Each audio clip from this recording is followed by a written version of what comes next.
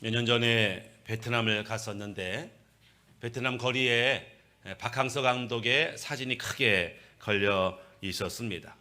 그 사진을 보면서 야, 저분이 뭐 키가 큰 것도 아니고 머리숱이 많은 것도 아니고 그렇게 잘생긴 분도 아닌데 어떻게 베트남이란 나라의 영웅처럼 대접을 받을까, 참 대단하다, 이런 생각을 하게 됐습니다. 뭐 그 이유는 자기 국가대표 축구팀의 실력을 높이 올려주고 국제대회에서 아주 금메달을 따게 하고, 그래서 박항서 감독을 볼 때마다 당신 때문에 행복합니다. 당신이 우리 소원을 이루어줬습니다. 다른 사람은 못했는데 당신은 이루셨군요. 그러면서 박항서 감독을 환호하는 그런 모습을 보면서 참 대단하다, 이런 생각을 했었는데, 최근에는 또 다른 감독이 막 인기를 끌고 있습니다. 그것은 말레이시아야 국가대표 감독인 김판곤 감독이 또 요즘 인기를 얻고 있죠.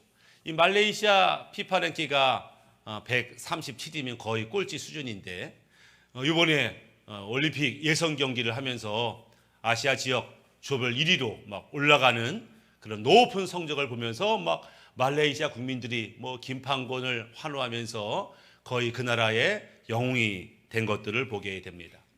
어떤 분이 이 박항서 감독, 김판곤 감독의 어떤 공통점이 있다, 이렇게 말을 하더라고요. 어떤 공통점이 있냐? 이 감독들은 누구라도 훈련만 제대로 하면 훈련을 통해서 훌륭한 선수를 만들 수 있고 훌륭한 성적 얻을 수 있다라고 하는 확신이 있다는 거예요. 근데 이 훈련은 보통 훈련이 아닌 거죠. 왜? 보통 훈련하면은 보통 성적밖에 못 거둬.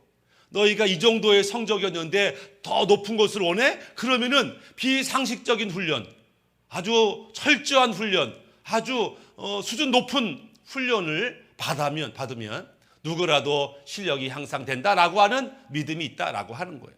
또 다른 특징은 이 선수들이 오직 이 시합에만 집중할 수 있도록 중요하지 않은 것을 절제시키는 그런 모습이 있다. 시즌 때만 훈련시키는 것이 아니라 비시즌 때도 쓸데없는데 다른 데 마음 빼앗기지 아니하고 훈련에 집중하고 훈련에 방해하는 모든 것들 이 제거하는 일에 집중한다, 이렇게 말하는 것을 보게 됐습니다. 그래서 오로지 목표를 이루었을 때 그 성취감은 다른 것들 조금씩 이루었을 때보다 더 크기 때문에 우리가 그 목표를 위해서 희생을 각오하자, 이렇게 말한다라고 하는 거예요. 어떻게 보면 뭐 특별한 전략은 아니죠. 그렇지만 이 한 사람으로 말미암아 그 팀 전체가 바뀌고 온 나라가 축제 분위기가 되는 것을 보게 됩니다. 다른 사람은 이루지 못했는데 이 특별한 감독들이 그 좋은 성적들을 거두게 됩니다. 우리 인생 가운데 이 특별한 분이 계신데 바로 예수님이시죠. 예수님이 우리의 왕이시다, 우리의 주인이시다, 우리 인도자시다, 새로운 우리에게 오신 감독이시다, 이렇게 말할 때 그분은 아주 특별해요. 우리가 그분을 믿고 신뢰하기만 하면, 그분을 아멘으로 따라가기만 하면 이전과는 전혀 다른 인생을 살게 되는 것을 보게 됩니다. 우리가 그렇게 2024년을 시작했는데 오늘 우리의 목표가 무엇인지 여러분 정해봤는지 모르겠어요. 선수가 목표가 없으면 성적이 거의 안 올라가요. 우리가 주님 따라가면서도 목표가 없다, 그럼 영적 성장을 이루기가 사실 어렵다라고 하는 거예요. 과거에는 나 예수 믿어, 그러면 뭐 너 술 담배 끊냐? 적어도 뭐 기대하는 바가 있었어요. 오늘 우리가 예수를 믿고 따라간다라고 하면은 어떤 기대, 어떤 목표를 우리가 생각하고 있는지 점검해 봐야 됩니다. 그래서 오늘 시편의 23편의 말씀을 통해서 목자 되신 주님을 따라간다는 것이 무엇인지 살펴보시고 그 목자 되신 주님으로 인해서 우리 인생이 바뀌는 복된 시간 되기를 주님의 이름 축복합니다. 아멘. 1절 말씀, 여호와는 나의 목자시니 내게 부족함이 없으리로다. 여호와는 나의 목자시다, 이렇게 시작합니다. 여러분의 목자도 예수님, 하나님이 맞는지를 보셔야 돼요. 우리가 암송하지요. 여호와는 나의 목자시니 암송하지만 정말 내 인생의 목자, 내 인생의 주인은, 인도자는 하나님이 맞는가, 이거 꼭 확인해 봐야 한다라고 하는 거예요. 마치 새로운 감독이 왔어요. 뭐 어떤 선수들은 야, 훌륭한 감독이 왔어. 우리 저 감독님 말 잘 듣고 이번에 한번 우승 한번 해보자. 화이팅! 이렇게 이제 힘을 내는 선수가 있겠죠. 아마 그렇지 않은 사람도 있을 거예요. 아마 어떤 감독은 와가지고 여러분들 고참이라고 벤치에 앉아있고 뒷짐지고 나 그거 못 봅니다. 연습 시간에 벤치에 앉아있는 거 훈련 선수임을 포기하는 겁니다. 목숨 걸고 따라오세요. 이러면 아마 고참들은 아이고야 올해 죽을 고생, 지옥의 문이 열렸다 이렇게 말할지 몰라요. 우리가 어떤 자세로 주님을 따르느냐에 따라서 어떤 결과를 얻냐 이게 중요합니다. 지금 나는 주님 따를 준비가 됐는가, 마음의 결심을 선태웠는가, 이것을 점검해 봐야 됩니다. 시편의 기자는 여호와는 나의 목자시니 내게 부족함이 없다 이렇게 고백하는데, 여러분은 주님 따라가면서 부족함이 있습니까? 어떤 분은 주님, 나 주님 따라가는데 왜 늘 부족하고 없고 아프고 힘들고 괴로워요? 왜 나만 이래요? 이렇게 고백하시는지, 아니면 나도요 주님 따라가니까 부족함이 없습니다 이렇게 고백하는지 점검해 볼 필요가 있어요. 생활 기대 수준이라는 게 있는데 우리나라가 전 세계에서 생활 기대 수준이 가장 높대요. 그러니까 생활 기대 수준이 뭐냐면 인간으로서 살 때에 이 정도는 있어야지, 이 정도는 기본이지 라고 하는 기본적으로 기대하는 것들이에요. 뭘 기대해요? 그래도 뭐 집은 있어야지. 차 한 대는 있어야 될 거 아니야? 집에 식기 건조대나 뭐 빨래 건조기 정도는 있어야지. 1년에 한 번 해외여행 가야 되는 거 아니야? 다른 거 몰라도 명품백 하나는 있어야지. 그러니까 최소한 내가 남들처럼 살려면 이 정도는 있어야지 하는 그 수준이요 우리나라가 세계 최고입니다. 가장 높은 수준을 가지고 그게 기본이다 이렇게 여기는 거예요. 그러니 월급 300만 원 가지고는 그 기준을 채울 수가 없죠. 가끔 단기 선교 가면은 그 해외 사람이 물어봐요. 야, 니네 코리아는 월급이 얼마나 되냐? 이게 궁금한가 봐요. 한국 사람 평균 월급이 얼마냐? 그러면 제가 보통 우리는 뭐 평균으로 하면 한 300만 원 되지 않을까? 이렇게 얘기합니다. 그러면 다들 깜짝 놀래요. 그렇게나 많이 받냐? 그렇게나 많이 받아? 니들 얼마냐? 뭐 어떤 데는 30만 원, 어떤 데는 50만 원 받죠. 그러니까 그들이 볼 때 대부분 단어가 볼 때 월급이 300만 원이다. 와, 그렇게 많이 받냐? 이런 반응을 보여요. 근데 정작 우리는 300 가지고 어떻게 살아? 300 갖고 힘들어, 못 살아. 이렇게 우리는 반응을 하고 있다. 외국 사람들이 한국 사람을 가리켜 쇼핑 중독이다, 소비 중독이다 이렇게 말해요. 그래서 뭐 고민 없이 음식을 배달시키고, 고민 없이 별로 필요하지 않은 물건도 턱턱 사고, 고민 없이 두려움 없이 카드를 쓰고. 우리는 당연한데 외국 사람이 볼 때 한국 사람은 다 쇼핑 중독이야, 소비 중독에 걸렸어 이렇게 말을 하는 거죠. 내가 만약에 쇼핑 중독, 소비 중독에 걸렸으면 당연히 돈을 많이 쓰겠죠. 그럼 돈이 없겠죠. 어떻게? 돈을 벌어야겠죠. 돈을 벌려고 하면 어떻게? 가정에 소홀할 수밖에 없어요. 자녀에게 소홀할 수밖에 없어요. 예배에 소홀할 수밖에 없어요. 하나님이 준 사명에 소홀할 수밖에 없어요. 왜? 당장 돈이 급하니까. 그 높은 생활 소비 수준으로 인해서 우리는 돈 하며 살게 되고, 정작 중요한 것을 잃어버리고 사명도 잃어버리고 영적인 것도 잃어버리며 살고 있는 것은 아닌가 점검해 볼 필요가 있습니다. 분명히 성경은 여호와는 나의 목자시니 내게 부족함이 없다라고 하는데, 우리는 어떤 면에서 돈이 부족한 게 아니라 주님 따라가는 마음이 부족한 거예요. 주님 말씀대로 살아가는 마음이 부족할 수 있음을 이해할 필요가 있습니다.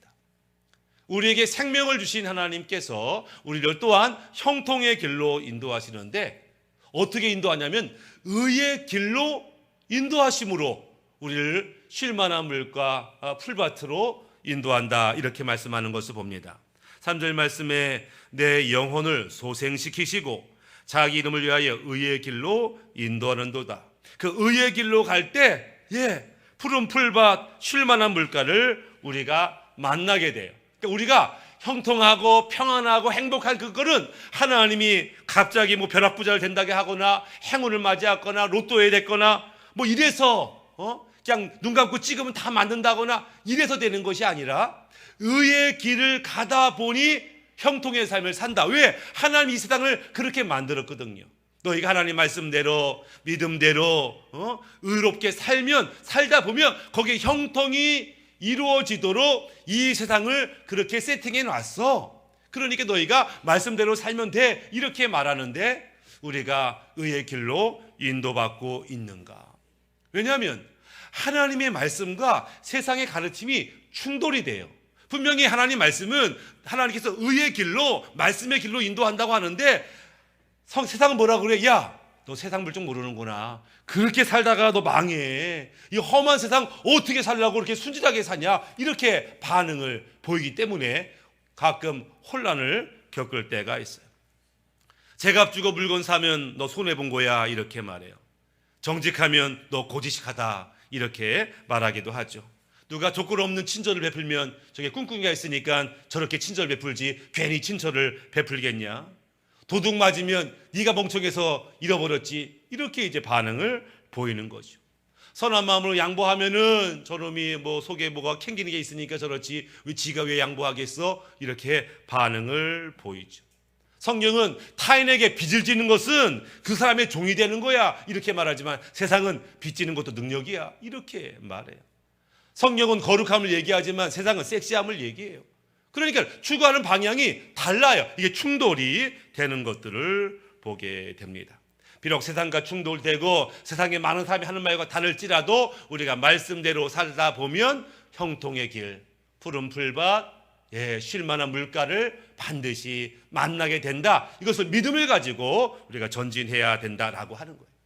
그럼에도 불구하고 많은 성도들이 끝까지 가지 못하고 포기하는 것을 봅니다. 의의 길을 가다가 포기합니다. 왜요? 뭐가 보이냐면 사망의 음침한 골짜기가 눈에 보이기 때문에 그렇습니다. 4절 말씀 보면 내가 사망의 음침한 골짜기로 다닐지라도 해를 두려워하지 않을 것은 주께서 나와 함께 하심이라. 주의 지팡이와 막대기가 나를 안위하시나이다. 그러니까 사망의 음침한 골짜기가 저기 보이는 거예요. 나 예수 믿고 잘 먹고 잘 살려고 하는데 갑자기 어려움이 있네, 고난이 있네. 이거 내가 원하는 삶이 아닌데. 아니, 나는 정말 예수 믿고 행복하게 살기 원하는데 왜 갑자기 고난이, 역경이 오는 거야? 이거 내가 원하는 삶이 아닌데.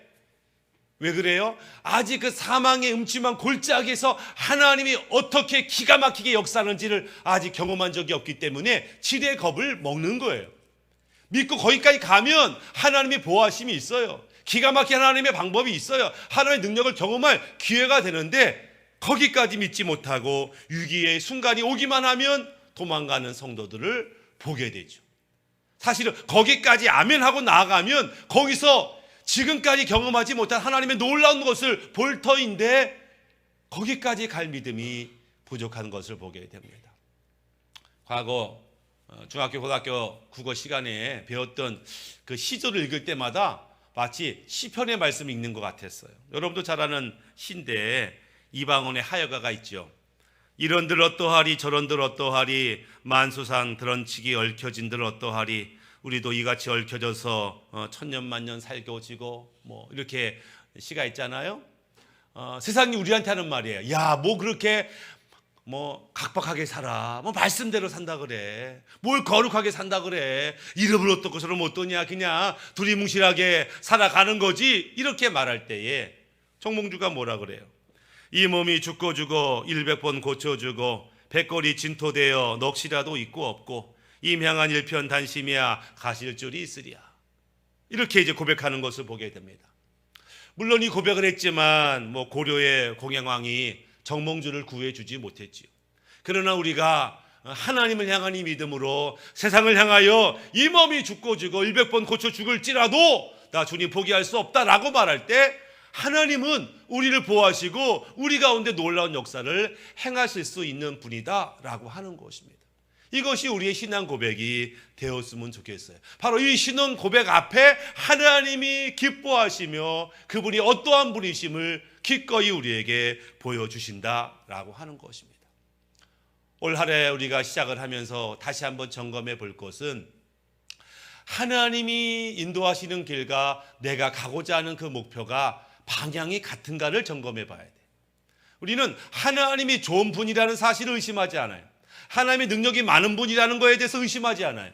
근데 중요한 건 하나님의 길과 내 길이 지금 같은가? 나는 지금 동행하고 있는가? 방향이 같지 않으면 이게 좌충우돌, 동상이명, 사사건건 충돌할 수밖에 없더라라고 하는 것이죠. 그래서 주님과 나는 방향이 같은가? 방향이 다르다면 누구한테 문제가 있는가? 하나님한테 문제가 있을까? 나한테 문제가 있을까? 마태복음 14장에 예수님께서 오병이어 기적을 행하십니다. 이스라엘 백성들이 그저 좋은 말씀 들으러 예수님한테 왔어요. 야, 저분이 훌륭하다고 하니까 또는 뭐 잘하면 병도 고치겠다 이런 마음으로 왔어요. 근데 한 번도 소문으로 듣지 못한 일을 경험하는데 도시락 한 개를 가지고 5천 명이 넘는 사람들을 먹이시는데 뭐 기가 막힌 거예요. 깜짝 놀라는 거예요. 눈을 비비면서 이게 가능하냐? 어떻게 도시락 한 개를 가지고 5천 명이 넘는 사람들을 먹일 수가 있냐? 그러면서 이들 마음에 어떤 마음이 들어요? 저분이야말로 우리 왕이다. 저분이야말로 하나님이 보내신 메시아다. 우리가 저분을 믿고 따르자. 얼마나 환호성이 대단했는지 몰라요.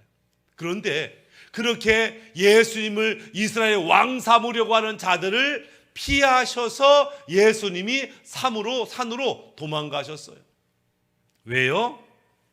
이스라엘 백성이 예수님을 좋아하지 않아서도 아니고 열심히 없어서도 아니고 기도하지 않아서도 아니고 다 했어요. 다만 삶의 방향이 목표가 달랐어요. 예수님 이 땅에 오신 이유는 단순히 가난한 문제, 정치적인 문제, 그거 사회적인 문제, 그거 해결하러 오신 게 아니에요. 그게 중요하지 않다는 게 아니죠. 우리에게 있어서 빈곤의 문제 너무나 중요합니다. 먹고 사는 문제보다 중요한 게 어디 있겠어요. 정치적인 핍박 가운데 자유함 누리는 거, 이것만큼 중요한 게 어디 있겠어요. 그러나 우리 주님께서는 진짜 인간의 문제인, 인간의 문제의 바로 그 기본이 되는 죄 문제, 저주의 문제, 마귀의 문제, 이 본질적인 문제를 해결하기 위해서 오셨다라고 하는 거예요. 주님의 관심 우리의 영혼에 있었다라고 하는 거예요. 근데 사람들의 관심은 영혼에 관심이 있지 않아요. 하나님의 뜻에 관심이 있지 않아요. 당장 먹고 사는데 관심이 있어요. 그러니까 주님이 가는 길과 백성이 가는 길이 달랐어요. 주님께서는 백성을 떠나 산으로 홀로 들어가신 것을 보게 됩니다. 지금 주님이 인도하는 길과 내가 가고자 하는 길이 같은가? 주님이 인도하는 길은 내 영혼을 살리는 길이에요. 나를 거룩하게 하는 길이에요. 나에게 영생을 주는 길이라고 하는 것이죠. 고린도후서 5장 17절에 그런즉 누구든지 그리스도 안에 있으면 새로운 피조물이라 이전 것은 지나갔으니 보라 새 것이 되었도다. 우리에게 새로운 존재, 새로운 세상, 새로운 축복의 삶을 보여주기 위해서 우리를 지금 다스리고 있다. 우리가 내가 기대하는 수준에 만족하지 않고 그저 눈앞에 있는 그저 미끼 같은 함정 같은 욕망을 자극하는 것에 마음 빼앗기지 아니하고 선하신 주님의 인도하심에 아멘하고 나아가는 것, 그것이 당장 내 눈앞에는 고난처럼 보여요. 억울한 일로 보여요. 가슴 아픈 일로 보여요. 그러나 하나님이 인도하신 그 길에는 분명히 생명이 있을 것이다. 정말 나를 위한 주님이 가장 좋은 곳을 예비해 놓으셨을 것이다. 그것 믿고 따라갈 필요가 있다라고 하는 거예요. 예수님이 바보여서 십자가 길 간 거 아니에요. 그분이 능력이 없어서 고난 받은 게 아니에요. 그 고난 너머의 영광을 보셨기 때문에, 그 고난을 통과해야 영생을 누릴 수 있기 때문에 그 길을 가셨다라고 하는 것입니다. 그리고 고난의 길, 사망의 길을 넘으시고 우리에게 그 길을 제시하는 거예요. 내가 그 길을 갔다 왔지 않냐? 그 길을 통해서 영광을 경험하지 않았냐? 나를 따라와라. 이렇게 말씀을 하시더라. 히브리서 2장 18절에 그가 시험을 받아 고난을 당하셨은즉 시험 받는 자들을 능히 도우실 수 있느니라. 내가 그 길 가봤잖아. 너 염려하는 거 알아. 너 지금 마음에 불안해하는 거 내가 안다. 나도 그 길 걸어봤잖아. 나도 나의 아버지 어찌하여 나를 버리셨습니까? 그렇게 하나님께 부르짖으며 그렇게 외롭고 그렇게 괴로운 시간을 나도 보냈었어.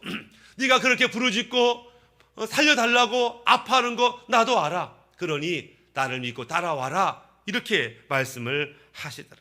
마태복음 16장 24절에 이 예수께서 제자들에게 이르시되 아무든지 나를 따라오려거든 자기를 부인하고 자기 십자가를 지고 나를 쫓을 것이니라. 이 십자가가 생명이다. 이 십자가가 영생이다. 이 십자가가 너를 살리고 너를 온전히 회복할 것이다. 너희 눈앞에 이 십자가가 두렵게 보일 수 있어도, 이 십자가가 고통스러워 보일 수 있어도 이 십자가를 통하여만 너희가 영광을 경험한다. 이렇게 말씀하시는 주의 음성 앞에 알겠습니다, 주의 말씀이 그렇다면 내가 따라가겠습니다 라고 결심할 필요가 있다라고 하는 거예요. 로마서 8장 18절에 생각건대 현재의 고난은 장차 우리에게 나타날 영광과 좋게 비교할 수 없도다, 이렇게 말씀하고 계시는 거죠. 오늘 본문의 말씀 4절처럼 내가 사망의 음침한 골짜기로 다닐지라도 해를 두려워하지 않을 것은 주께서 나와 함께 하심이라. 주께서 나와 함께 하심이라. 주의 지팡이와 막대기가 나를 안위하시나이다. 분명히 내 상황이 어려운데요, 주님께서는 너 혼자 있는 거 아니야. 내가 너와 함께 있어. 내가 너를 도와줄 거야. 이렇게 말씀해요. 어떻게 도와주세요? 두 가지로 도와준다고 말씀하죠. 지팡이와 막대기. 지팡이 늘 얘기하지만 지팡이는 목자가 손에 짊어지고 앞을 가면서 날 따라와라 할 때 지팡이를 사용합니다. 그러니까 양들은 목자를 바라보는 거예요. 주님께서 지금 저기 오른쪽으로 방향을 치셨네. 알겠습니다. 그 지팡이의 소리를 들으면서 목자의 뒷모습을 바라보면서 우리가 따라갈 때 그분이 형통의 길로 우리를 인도하는 거예요. 먼저 모델을 보여주죠. 이 길로 가는 거야. 그게 어디 길인데요? 너의 눈에는 고난의 길처럼 보이지만 이 십자가 길이 생명의 길이야. 날 따라와. 또 혼자 가는 거 아니잖아. 알겠습니다 라고 따라갈 때 그곳에 영생이 있는 것을 봅니다.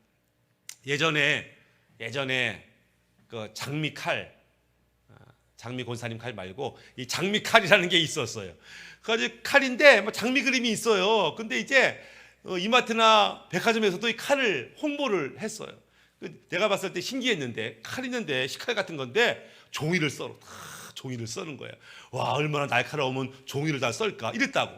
또 한 번은 도마 같은 나무판을 깎고 막 잘라, 나무판을 막 잘라내, 막 톱밥이 막 깨지고 막 이렇게 튼튼해도 기스 하나 안 난다고 보면서, 야, 저 칼 하나만 사기만 하면 뭐 다른 칼 살 필요 없겠다. 장미칼 뭐 이렇게 홍보하는 거죠. 보여주는 거죠. 봤지 이것만 있으면 돼 라고 하는 것처럼 우리 주님께서 너희들 봤지, 내가 어느 길로 가는지 봤지, 내가 무슨 말 했는지 들었지, 이 길만 가면 돼, 이렇게 말씀해 주시더라. 그래서 우리에게 모범을 보여주신 주님을 따라가는 것, 그것이 우리에게 허락된, 그래서 가장 지혜로운 방법이에요. 그래서 주님이 뭐라고 말씀하셨지, 주님이 어떻게 행동하셨지, 요거를 주의 깊게 보는 것이죠. 예수님이 제자를 가리키는 방법도 마찬가지였어요. 마태복음 9장 35절에 예수께서 모든 도시와 마을에 두루 다니사 그들의 회당에서 가르치시며 천국 복음을 전파하시며 모든 병과 모든 약한 것들을 고치시니라. 이 모든 것들을 누구한테 보여줬어요? 제자들한테 보여줬어요. 제자들이 따라다니면서 와, 예수님이 천국 복음을 증거하시고 진리를 가르치고 병자를 저렇게 고치시네를 봤어요. 그리고 마태복음 10장 7절에 말씀하시죠. 너희도 가면서 전파하여 말하되 천국이 가까이 왔다고 하고 병든 자들을 고치며 죽은 자들을 살리며 나병 환자를 깨끗이 하며 귀신을 쫓아내되 너희가 거저 받았으니 거저 주어라. 주님께서 코치하신 대로 우리가 따라갈 때 제자들도 주님, 우리가 주님 따라서 그렇게 했더니요 정말 귀신이 물러가고 환자가 치유받고 말씀 앞에 능력이 나타나더라고요 라면서 기뻐하며 간증하게 될 것이다. 그래서 지혜로운 자는 먼저 문제 앞에서 주신 그 말씀을 듣고 기억하고 순종하는 것이 가장 좋고, 만약에 이게 부족하다면 두 번째 방법이 뭐예요? 막대기를 인도하시는 방법. 우리가 잘못된 길로 가고 곁길로 가고 숲속으로 가고 걸려가지고 캑캑거릴 때 주님이 엉덩이를 때리면서 그렇게 가는 거 아니지? 라고 징계할 때가 있어요. 근데 그 징계도 하나님의 사랑이라. 히브리서 12장 8절에 징계는 다 받는 것이거늘 너희에게 없으면 사생자여 참 아들이 아니니라. 나 요즘 하나님께 혼나는 것 같아. 아직 하나님께 날 사랑하시는구나, 날 포기하지 않았구나, 나에게 관심이 있으시구나, 이제라도 내가 돌이켜서 말씀대로 살리라 라고 하는 것, 그것이야말로 주님 따라가는 방법인 것을 보게 됩니다. 그렇게 될 때 6절 말씀, 내 평생의 선하심과 인자하심이 반드시 나를 따르리니 내가 여호와의 집에 영원히 살리로다. 아멘. 영원한 영생, 구원을 우리가 이루게 되는 것을 봅니다. 지난주에 구원은 회개로 출발하고 믿음으로 출발하지만 이게 끝이 아니라고 했지요. 우리가 거룩함으로 나가야 되고 영화의 단계로 나가야 되는데, 구원은 마치 마라톤과 같아요. 지금까지 말씀대로 믿음대로 잘 왔습니다. 예, 애쓰셨어요. 근데 끝이 아니죠. 아직 끝난 게 아니니까 우리는 더 우리의 인도자시고 목자 되시 주님 따라 더 가야 돼. 그러려면 다시 한번 마음의 결심이 필요합니다. 주님, 내가 다시 한번 1월 14일 날 마음에 결심합니다. 내가 돈 따라가지 않겠습니다. 세상 따라가지 않겠습니다. 유행 따라가지 않겠습니다. 감정 따라가지 않고 말씀 따라갑니다. 주님 바라보고 갑니다 라고 결단할 필요가 있어요. 그래서 주님과 내가 같은 방향으로 가고 있는지 점검하시고, 그것이 확인되면 그러면 이제 근심할 필요 없어요. 염려할 필요 없어요. 다 주께 맡기고 이제 주님이 이루실 것을 바라보며 아멘으로 나아가시면 됩니다. 그 은혜가 오늘이 함께 예배하는 모든 분들에게 임하시기를 주님의 이름으로 축복합니다. 아멘.